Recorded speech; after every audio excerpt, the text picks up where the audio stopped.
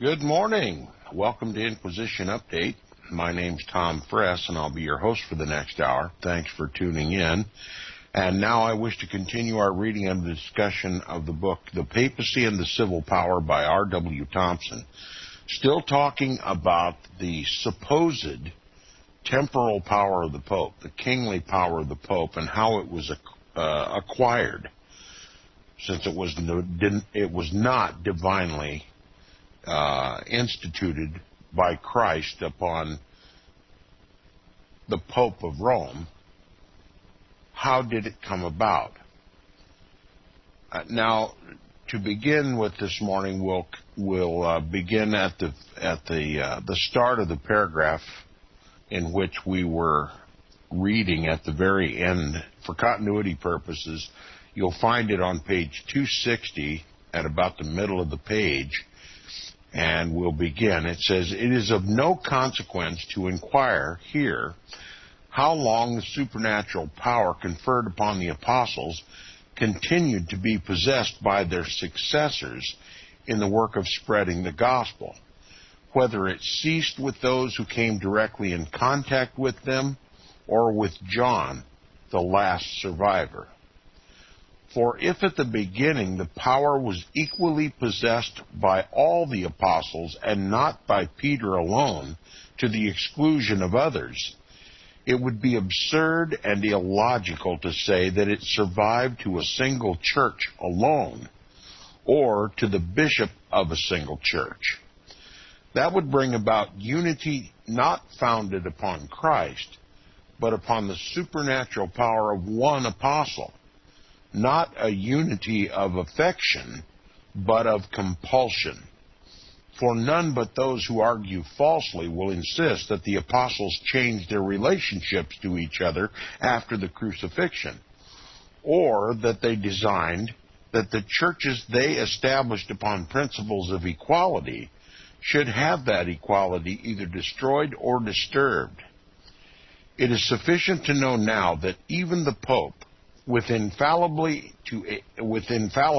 to aid him, has no supernatural power, that he cannot set aside a single law of nature or perform any other miraculous act. Whatever supposed miracles are now attracting the notice and excitation of the devotion of the faithful are attributed to the Mother of God and not to the Pope." So the Pope is no miraculous character like the apostles were. And so how can he arrogate to himself the attributes of the apostles? Which he does. And under that assumption, under that proposition, he asserts his divine right to be a king of the world. Now it says, "And therefore upon the hypothesis of Archbishop Kenrick," remember this is a Roman Catholic archbishop that's bringing these facts to bear. It says, "And therefore upon the hypothesis of Archbishop Kenrick, if all the right which the papacy has to interfere with temporals arose out of the spiritual power conferred on Peter, and if the Pope now possesses no supernatural power, Peter's left without a successor in the temporal order." Sounds logical, doesn't it? "And that is the end of the controversy until that power shall be reconferred. That the world will be better off without conceding it to the Pope is abundantly proven by the fact that the freer the modern nations have been from the papal influences, the more rapidly have they progressed, and still more clearly by the additional fact that since the load of papal oppression has been removed from the states of the Church," we're talking about the papal states, "Rome is beginning to assume a dignity and importance which she has not known for centuries." So the author acknowledges the improvements in the papal states once the temporal sword of the Pope was removed, that sword of oppression. Rome was beginning to thrive without the weight the presumed weight of the Pope over them. It says the frank admissions of Archbishop Kenrick in relation to the destitute condition of the Apostle Peter and his entire want of dominion leave those who defend the divine foundation of the temporal power without anything to rest their theory on. They will not pretend that anything done by Christ was improperly done.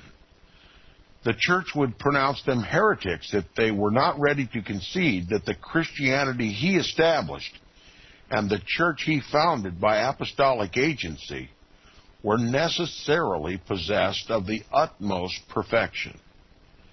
If then Christ established a perfect system of Christianity and founded a perfect church and sent forth Peter and the other apostles without scrip or staff, with no dominion over any part of the earth, and without wealth or any of the appendages of royalty, to extend the influence of religion and enlarge the borders of the church, is it not an impeachment of the divine plan to say, as they do, that the temporal power and the large wealth and the appendages of royalty are necessary to the propagation of the gospel?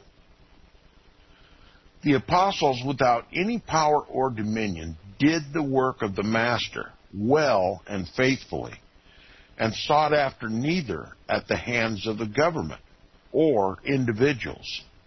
But when those who ought to have followed their footsteps turned away after temporal dominion, they set up their wisdom above that of God. They substituted their pride for the apostolic humility and checked the progress of Christianity by blocking up the avenues to religious truth and to the highways of the world's advancement. Demonstration of this is found in a long array of facts connected with the origin and growth of the temporal power of the Pope. History abundantly proves that this power has been employed by ambitious popes for their own personal advancement, and that it has been so unblushingly used in violation of the teachings of Christ and his apostles that many of them have made it equal, if not more heretical, to deny its existence as to deny the divinity of the Savior. Peter lived all his life without dominion, and at his death, says Archbishop Kenrick, quote, bequeathed to his successors no inheritance but the labors and dangers of his office, unquote. And yet the present Pope is convulsing the world with intense excitement by continually asserting that Christ conferred temporal dominion and royal authority on Peter, that he, as Peter's successor, is entitled to the same dominion by inheritance, and that those who have taken it away, as well as those who deny the legitimacy of his claim, have sinned against heaven and are accursed of God.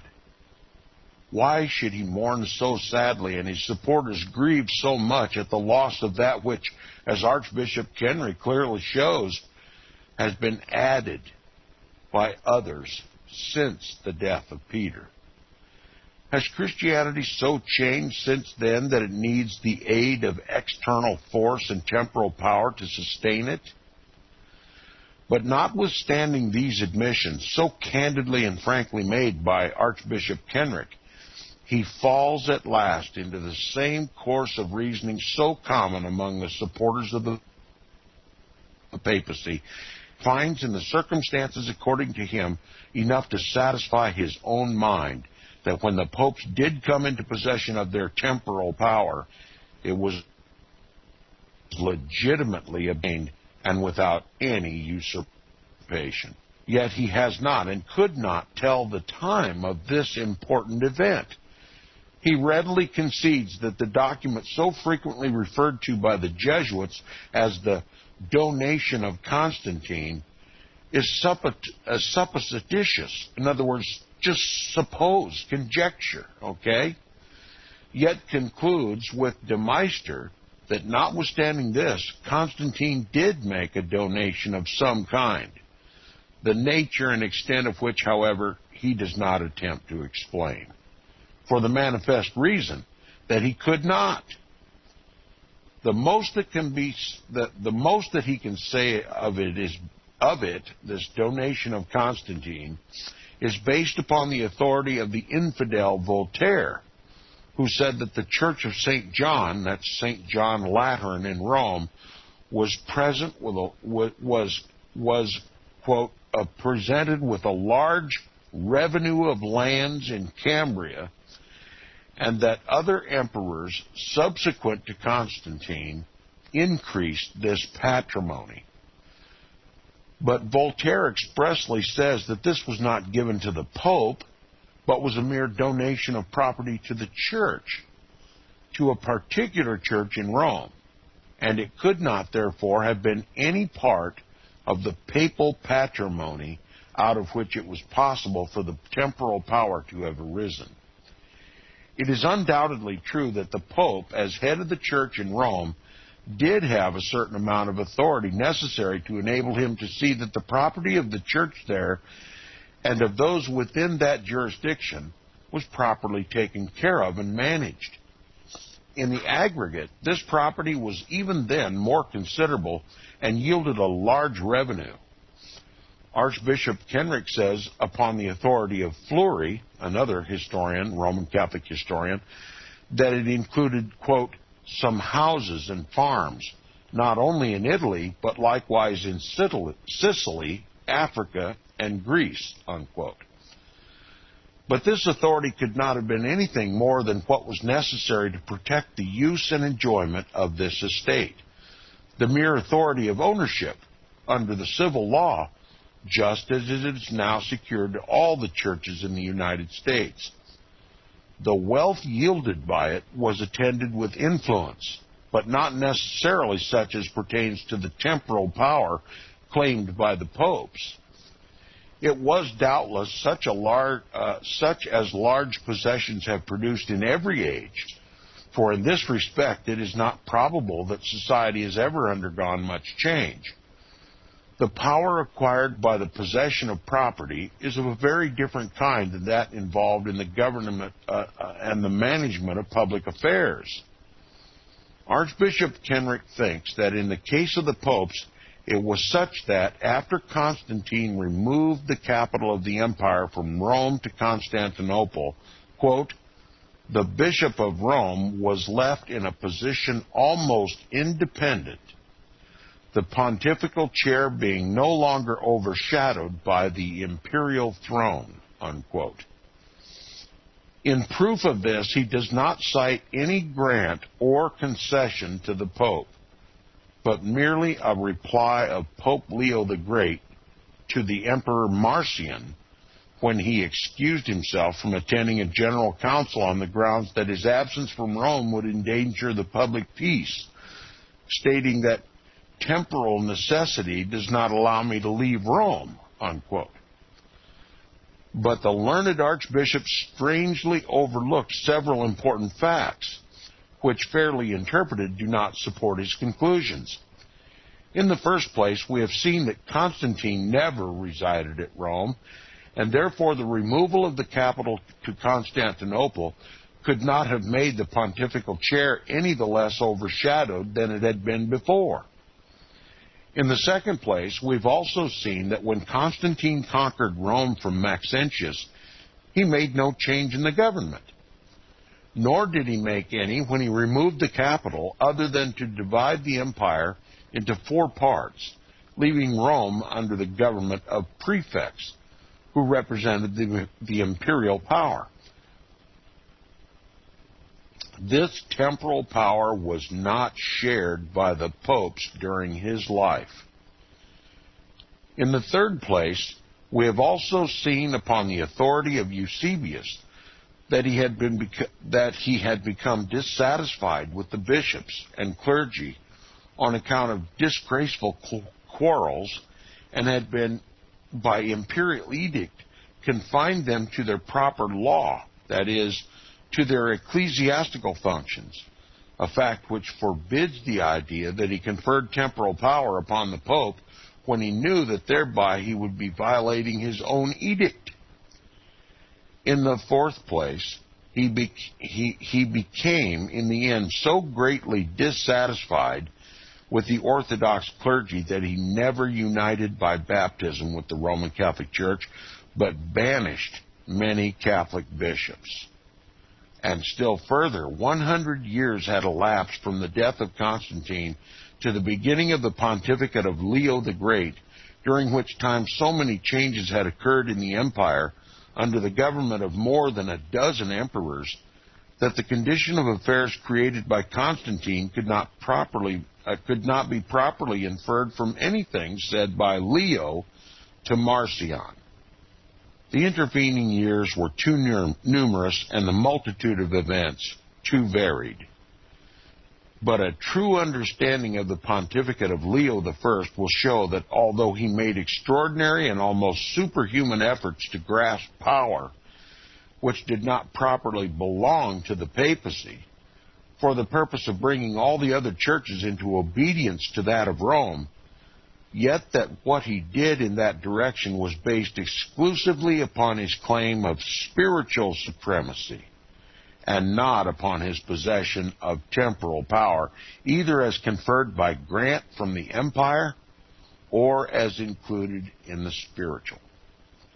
Any such claim as the latter, then asserted by him, would have brought him in open collision with the emperor, a result which, ambitious as he was extremely and studiously anxious to avoid.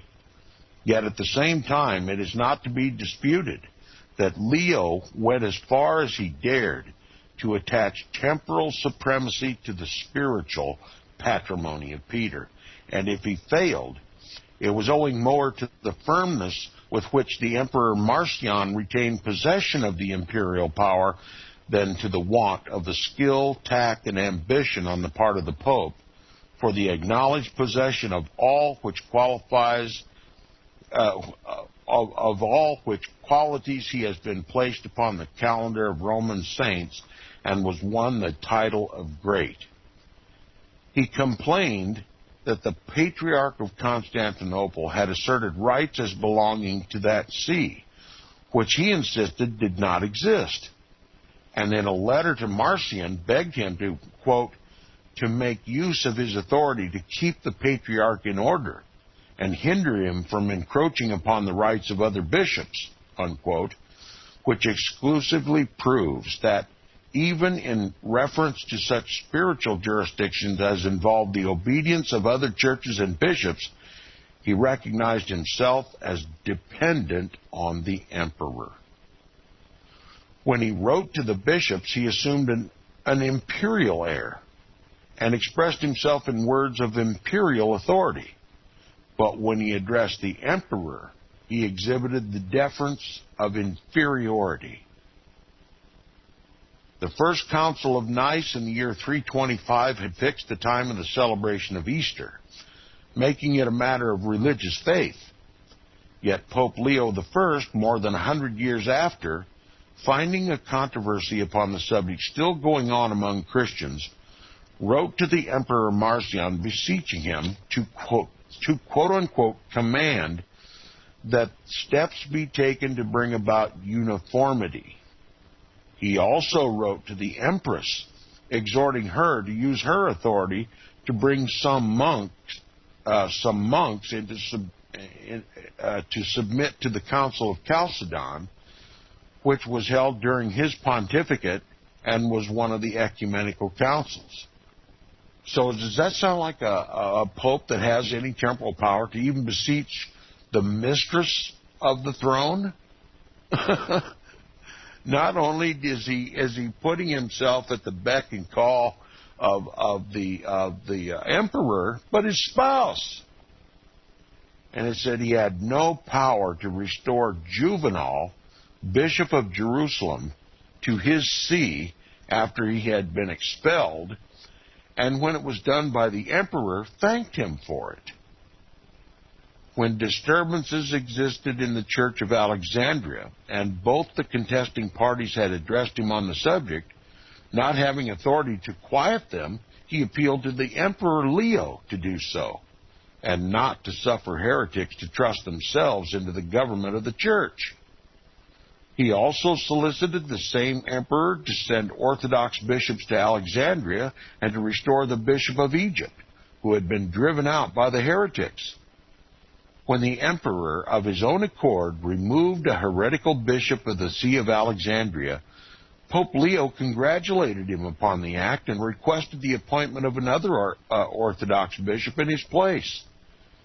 Can there be any room to doubt, in the light of these facts, gathered from the work of a distinguished Roman Catholic historian, about the relations existing between the emperors Marcian and Leo and Pope Leo I?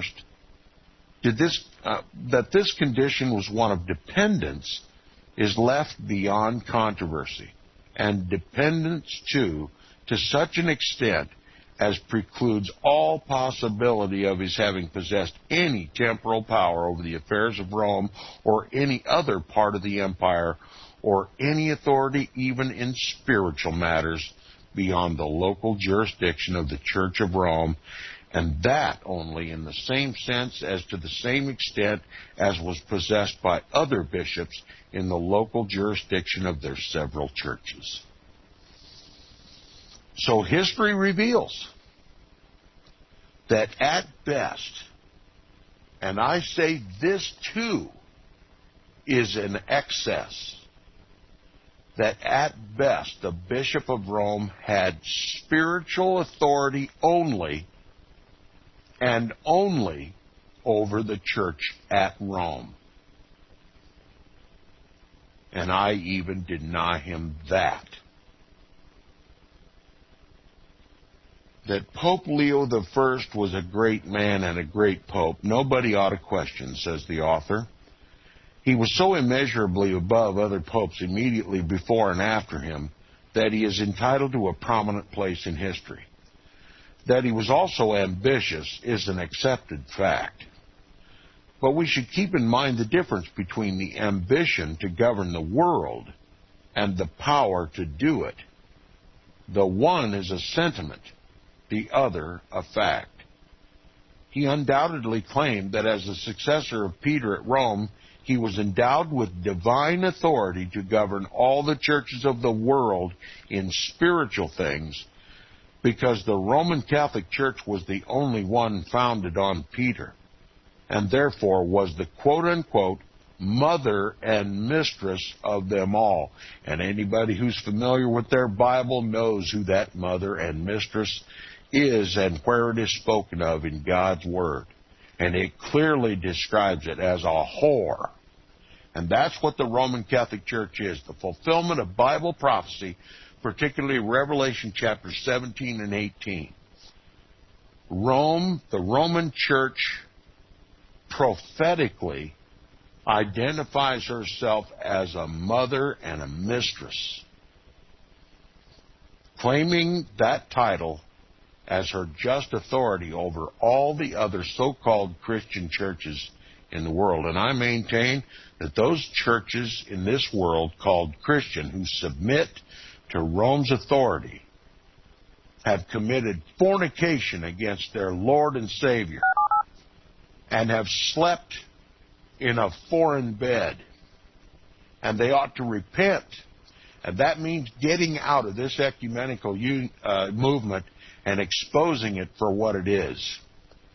It's spiritual fornication, spiritual adultery, leaving Christ and sleeping with the whore of Rome is not any good way for a Christian church to act. And repentance is due, and the sooner the better. Speaking of Pope Leo I, the canonized pope of the Roman Catholic Church, known as Pope Leo the Great, one of the greatest popes according to Roman Catholic history, he undoubtedly claimed that as successor of Peter at Rome, he was endowed with divine authority to govern all the churches of the world in spiritual things, because the Roman Church was the only one founded on Peter, and therefore was the mother and mistress of them all.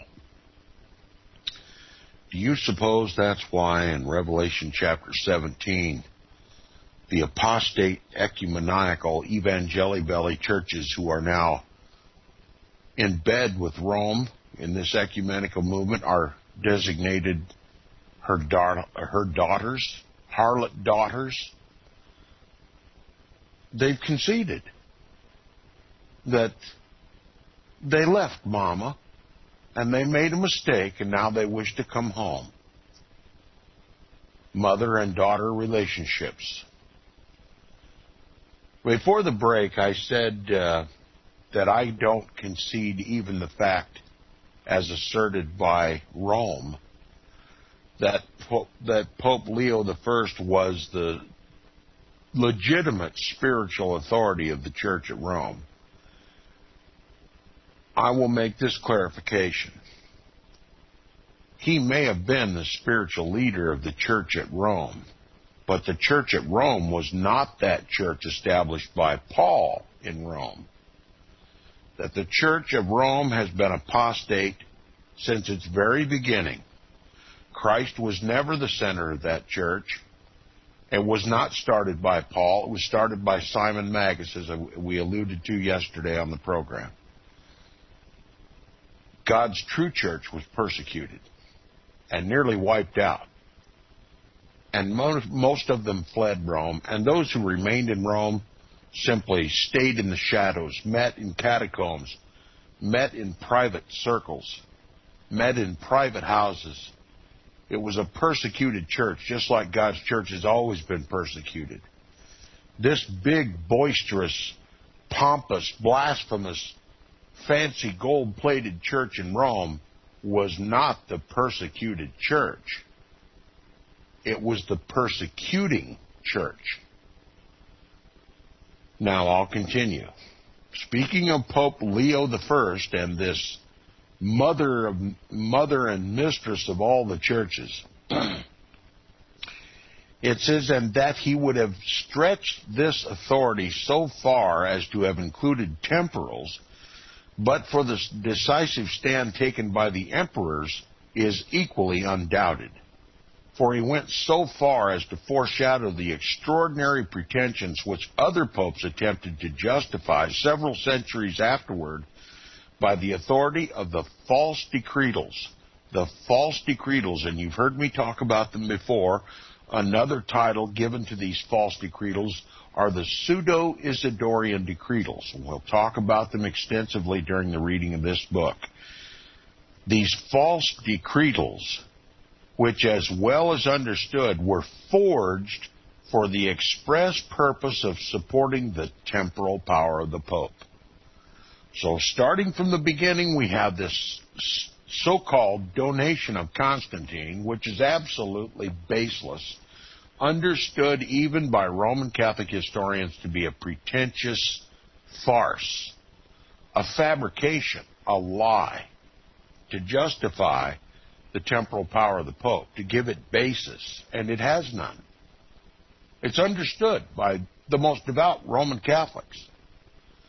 And also to go along with it, to compound this error, were produced the false decretals. Also, forgeries, just like the donation of Constantine, and all of it for the advancement of the theory, the false theory, the lying theory called the temporal power of the Pope, or the patrimony of Peter, as it's sometimes called.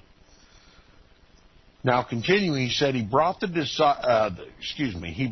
bishops and clergy so submissively at his feet that upon the reading of one of his letters to the Council of Chalcedon in the year 451, the members exclaimed, quote, "Accursed be he that admits not that Peter has spoken by the mouth of Leo," unquote. He was the first, quote, he was the first pope whose eloquent preaching stirred the people of Rome, and in the ecclesiastical world he reached a far higher degree of distinction than any of his predecessors. And if investigating the question of his temporal power we were to confine ourselves to his claim and acts of spiritual supremacy alone, we might readily fall into the error of supposing that he was really a temporal prince. Whereas the truth is that he was not so in any proper sense, though one can well imagine that as by far the greatest man in Rome, he must have been deferred to by the Roman people in all matters concerning the peace and welfare of the city, and more especially so as he was a native of Rome and immediately and personally identified with its fortunes. Thus, when Attila marched his army upon the city and the whole population was thrown into consternation for fear he would ravage it, as he had done Pavia and Milan, the Senate was assembled to consider what measures of defense should be adopted. It was decided to send, quote, an honorary embassy to Attila, unquote, with the view of obtaining pacific terms, in other words, to pacify him. And by common consent it was agreed that Pope Leo should be at the head of it, not merely because he was Pope, but on account of his eminent ability. He occupied no such relation to the temporal affairs of the city as made him their special guardian or protector, but at the solicitation of the imperial authority and the Senate, accepted the position and went out to meet the terrible prince who had acquired the reputation of being, quote, the scourge of God, unquote, and the, quote, enemy of mankind, unquote. He did not go as a temporal ruler, but at the solicitation of the civil authorities representing the empire in whose hands all the temporal power was lodged. He went as an ambassador, attended by Avienus and Trigetius, two of the greatest men of the empire, and several senators. At the point where the Mincio discharges itself into the Po near Mantua, an audience was granted to the assembly by Attila, which resulted in the withdrawal of his army beyond the Danube and the safety of the city. It is represented by the papal writers upon the authority of Baronius, who borrowed it from, quote, a writer of the 8th century, unquote, that this result was brought about because, quote, Attila saw two venerable personages supposed to be the apostles St. Peter and St. Paul standing on the side of the Pope while he spoke, as if it were produced by the special interposition of Providence. But this story is scarcely worthy of credit because of the fact, if no other, that Attila was utterly insensible to all such influences and appearances. It was undoubtedly owing to the irresistible eloquence of Pope Leo, to whom, on his account and beyond all question, belong all the honor and glory of the achievement. History records no more magnificent triumph, none which exhibit higher personal qualities on the part of the chief actor. The speech of Leo, says Mainborg, quote, was so fine and judicious, so forcible and moving, that Attila was immediately softened, and from having been a ravening wolf as he was before, he became gentle as a lamb and immediately granted him the peace he desired, unquote. There was nothing supernatural about this, no indication of any direct providential interference through the agency of Peter's successor.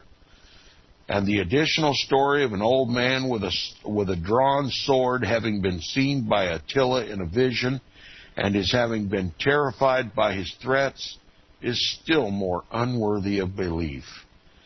Leo's reputation needs no such fictitious aid, no such monkish inventions, and is rather impaired than benefited by this and the foolish tale of his having cut off his hand and its miraculous restoration in answer to his prayers. Yet, great as this triumph over Attila was, there is satisfactory proof that there was nothing supernatural about it, in the fact that he was unable to achieve a like one over Genseric, when he afterward advanced upon Rome.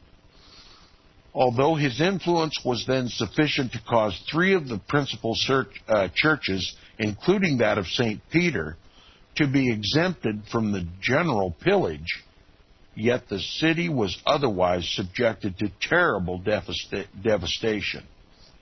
Everything that he did on both these occasions was consistent with distinguished citizenship merely, and was most appropriately performed by him as personally the greatest living bishop, greater by far than any emperor who occupied the throne during his pontificate.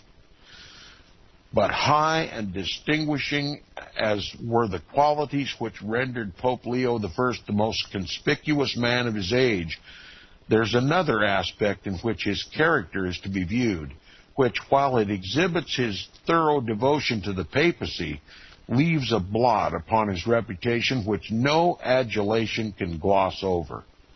And it proves also that the temporal power at Rome was not lodged in his hands, but in those of the emperor, behind whom, in this particular instance, it is found very convenient to shelter him from that just measure of indignation which is merited by his persecuting and vindictive spirit. An old law of the empire, enacted to please former persecuting popes, provided for punishing heretics with death, but it had remained for a long time unexecuted, as the other emperors, initiating the example of Constantine, have been content to banish them merely. Priscillian, however, was put to death for heresy under this law during the pontificate of Leo the Great, and he especially approved of and justified the bloody deed and all its accompanying horrors. The venerable Gnostic, that is, Priscillian, was imprisoned, bound with cords and chains by the cruel and heartless monks who were the mere tools and mercenaries of the Pope. They, quote, made his limbs crack under the pressure of his chains and plunged both his feet into a heated brazier, unquote. They, quote, they both tore from him his hair and the skin of his skull. They burned with hot iron all parts of his body, and poured upon his wounds boiling oil and melted lead, and at last plunged into his entrails a rod heated in the fire, unquote, from which, of course, after the most intense and excruciating agony, he expired. Although it is pretended that no pope ever directly sanctioned the shedding of blood on account of heresy, and the supporters of the papacy always throw the censure of such cruelty upon the secular authorities, yet Pope Leo I did approve and justify this horrid deed, and then endeavored to escape the consequences by charging it to the laws of the empire, which, if he had been a temporal prince in Rome, as he asserts, he could have executed and suspended at his pleasure.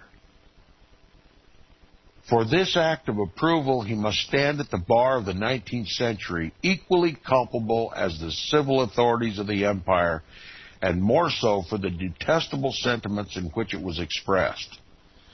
But the fact that Priscillian was executed by the civil authorities settles beyond all controversy that Leo I the Great, and all-powerful as he was in spiritual affairs, did not possess any temporal power, even in Rome.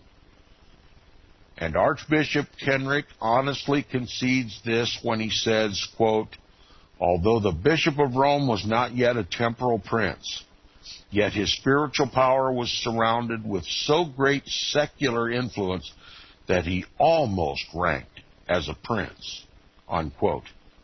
Manifestly because of his high personal qualities, his great eloquence, and the energy of his will, not by divine providence, I will just add. Yet the Archbishop, immediately after making these concessions, would have it to be implied that the Pope did possess some temporal power, by the statement of the fact that in the year 484, Pope Felix II, quote, complained to the Emperor Zeno that the laws of nations had been violated by the injurious treatment of his legates, unquote. But this proves nothing to the purpose.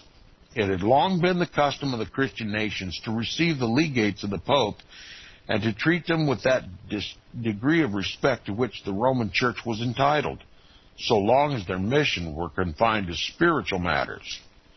But none of them had yet been so reduced to obedience as to submit without murmur to the direct interference of the Pope, either by legates or otherwise, with their secular affairs. Even in Spain, which was more under the influence of the Pope than any other nation, his authority was restricted to matters concerning the Church. The relations between the Emperor Zeno and Pope Felix II were those of sovereign and subject. During the pontificate of Simplicius, immediately preceding that of Felix, Zeno became emperor upon the death of Emperor Leo. But a revolt was stirring up against him by Basilicus, who succeeded in driving him from the throne and taking possession of it. He expelled the Orthodox and put heterodox prelates in their places, in which he was resisted by the Patriarch of Constantinople. Pope Simplicius approved the course of the Patriarch at first, but afterward, with the hope of excluding Timotheus from the See of Alexandria on account of the rivalry between them, he advised him to resist Zeno, the legitimate emperor, and support the cause of Basilicus, the heretical usurper. The heretical usurper, thus giving his official support to heresy and his sanction to an act of open revolt against the throne. The Patriarch followed his advice to the extent of making war upon the supporters of Timotheus, and the empire was thrown into such commotion that Zeno was enabled with his army to retake possession of the throne by the expulsion of Basilicus. This embarrassed the Pope for a time, but with true papal adroitness, he endeavored to restore himself to the good opinion of Zeno by taking his side. He had no conscientious scruples about changing from one side to the other, provided he always found himself in concert with the strongest party. Zeno was not at all averse to the reconciliation because, in the confused and unsettled condition of affairs, he needed the assistance of the Pope to keep the empire in his hands. And an incident soon transpired showing that the Pope did not intend to forfeit the protection of the emperor by any act invading the imperial jurisdiction. Each was playing the part of a skillful politician, power and nothing else being the stake they played for. Upon the death of Timotheus, the priest of Alexandria elected his successor without consulting either the emperor or the Pope, the latter at that time as Bishop of Rome having no recognized jurisdiction over the Church of Alexandria. Zeno, incensed at this election, expelled the new bishop from his see, who in revenge appealed to Pope Simplicius, hoping to obtain his intervention in his favor.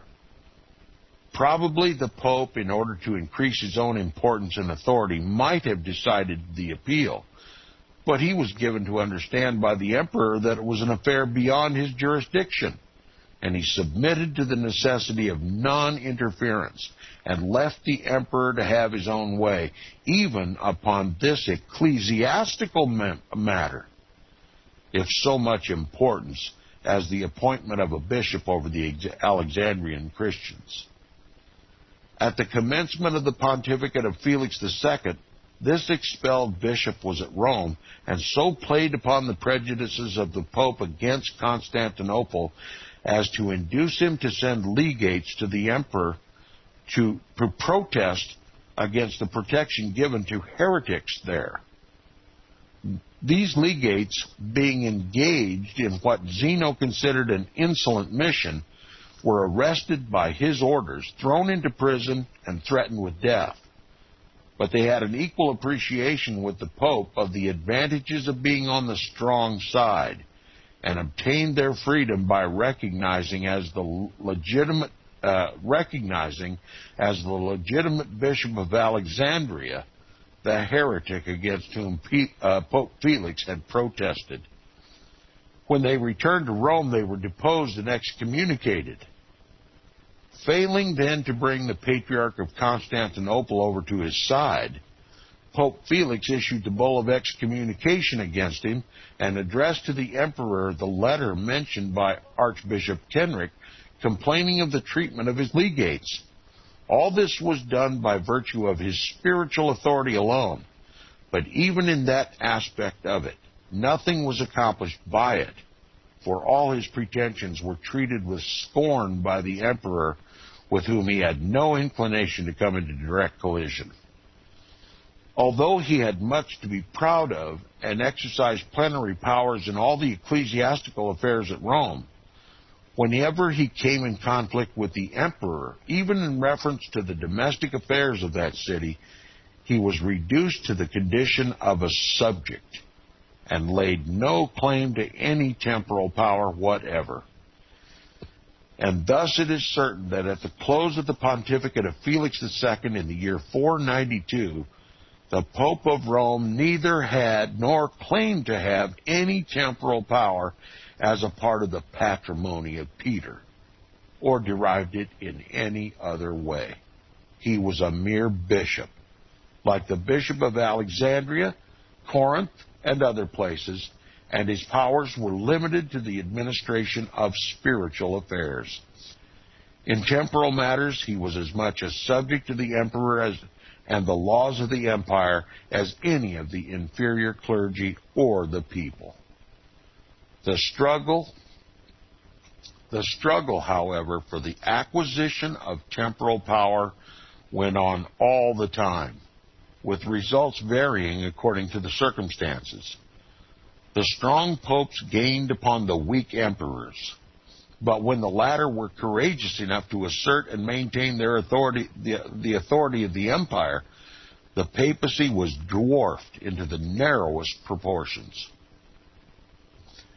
The church, in the meantime, was left to drift along into whatever currents the interest and ambition of the contending factions carried it, and the cause of genuine Christianity was made subordinate to political rivalries, and would have expired if God had not preserved, even in Rome, faithful guardians to shelter and preserve it. Again, this author presumes that there was something godly at one time about the Roman Catholic Church. But we've all been deceived about Rome in one manner or another, and myself included. Thank God that He has opened the doors of my understanding to what the Roman Catholic Church is really all about. Continuing, he says, the century which elapsed between the pontificate of Felix II and that of Gregory I, embracing the reigns of 15 popes, contributed but little toward conferring temporal power upon the Bishop of Rome. The emperors continued to maintain their ascendancy, although the angry controversies between the Eastern and Western Christians kept up a perpetual strife between Rome and Constantinople, in which some of the popes proved themselves the superiors of the emperors in the management of public affairs. There was no relaxation of their efforts to consummate the policy of Pope Leo I by bringing all the existing governments into subjection to the papacy. Let me read that again. There was no relaxation of their efforts to consummate the policy of Pope Leo I by bringing all the existing governments into subjection to the papacy. This proves that it has been the very origin of the Roman Church to bring all nations into subjection to the Pope. Pope Leo the Great, one of the earliest popes of the Roman Catholic Church, sought to bring all governments to his feet. And that ambition has never ceased.